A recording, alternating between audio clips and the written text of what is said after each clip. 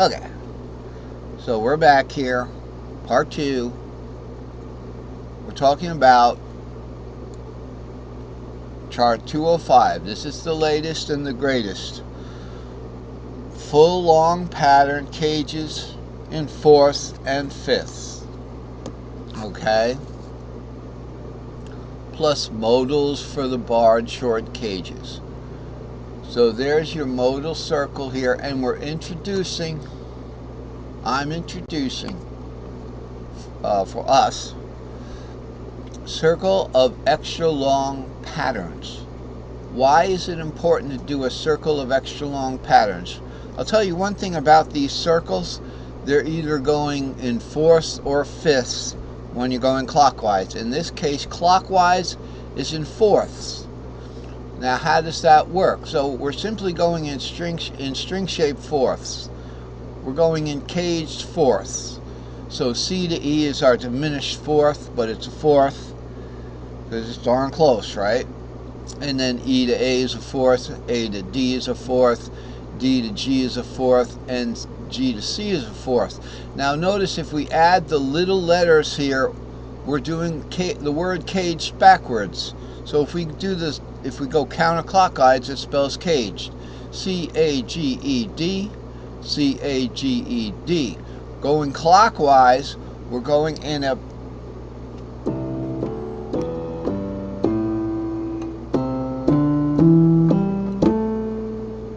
C, D, E, G, A, C, D, E, G, A, a pentatonic scale ascending. Alright, so that's just same old circle of cage there, right? But it's every other letter in the word caged, okay? And when you're going, when it's spelled out like this and not backwards the other way, we're going in 4ths this way. So there are other relationships that go in 4ths, okay? We're not going to get into that right now, but trust me, there are other relationships that go in 4ths. I'll give you one example. So we have a C shape here, a C-shaped pentatonic scale.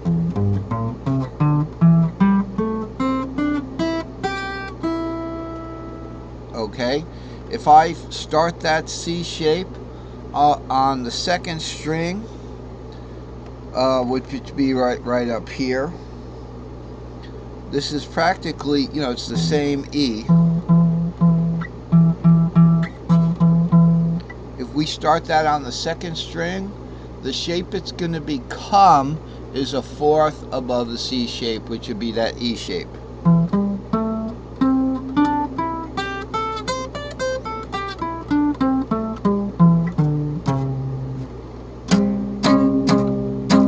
There's that E shape. Now if I take that E shape, okay, if I take that same E shape right here and start it on the 2nd string, it'll be a 4th. It'll be the shape of a 4th above it.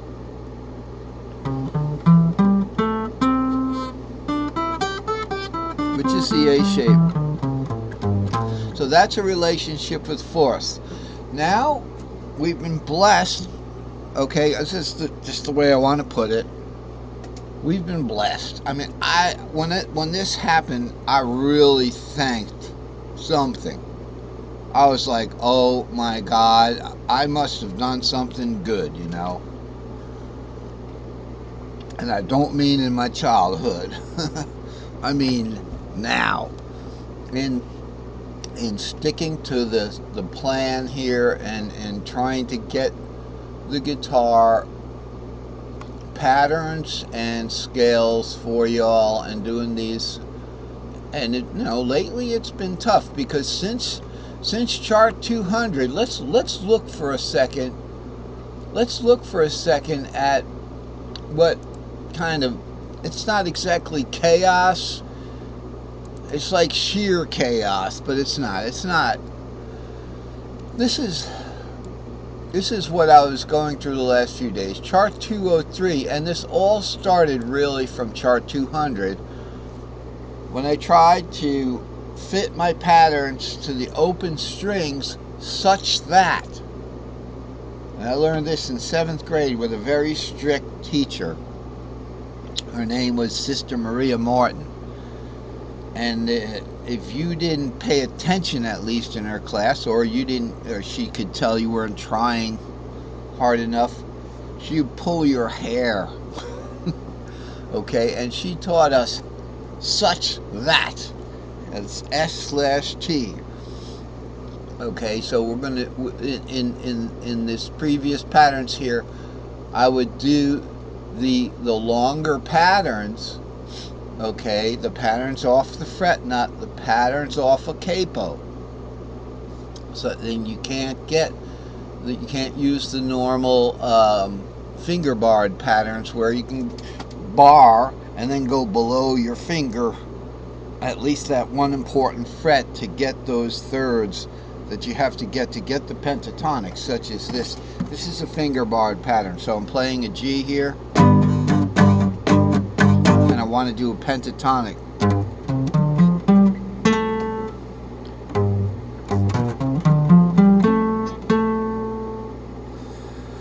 Okay, but that, I messed up. That is if I needed to do the diatonic. I wouldn't be able to get it. So here it is again. We're doing this.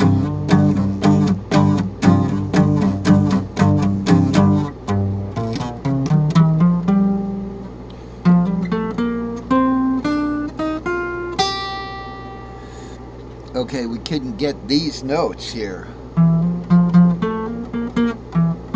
Because you're barred here, you can't get these two notes if this finger bar suddenly becomes the hard capo. And that's where I could use my capo. Again, even though it's broken. Okay, so if this was, if this was the capo, we couldn't go any lower than this. We couldn't get these two notes. So that's why we play the long patterns. So make a long story short, since chart 200, the commemorative chart, where I thought, okay, let's find out how we can really play all open strings. So of course in the C box, which is your caged box, it's your C caged box right here. Now because my capo's broken, I can't show you. This is where your fret nut is. C, A, G, E, and D. Okay, that's the C box. We can get everything we need in the C box. But if you want to do long patterns, you can even play them from the C box, or you can do this 7. So chart 201 evolved, kind of evolved. This took me eons, but it actually just took me days. Chart 201 became chart 203. Okay, I guess I'm covering these because if I don't, they'll never get covered, and they're worthy of mention. Although stay tuned, folks, because chart 205, if you learn it, you're going to be able to be I wouldn't say a rock star, but I'll tell you what you'll be able to do. You'll be able to play diatonic and pentatonic, and of course probably the chord shapes to go along with it. If you can do diatonic, you can do pentatonic. If you can do pentatonic, you can do tritonic, which are the chords.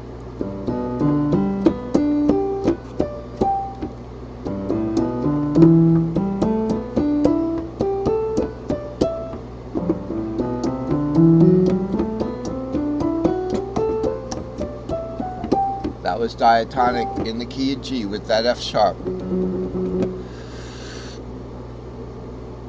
So again, if you can do diatonic, you can do pentatonic. If you can do pentatonic, you can do tritonic, which are the chords.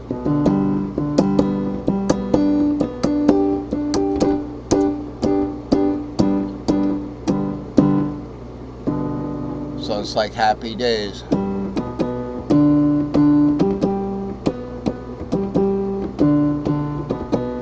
Here again.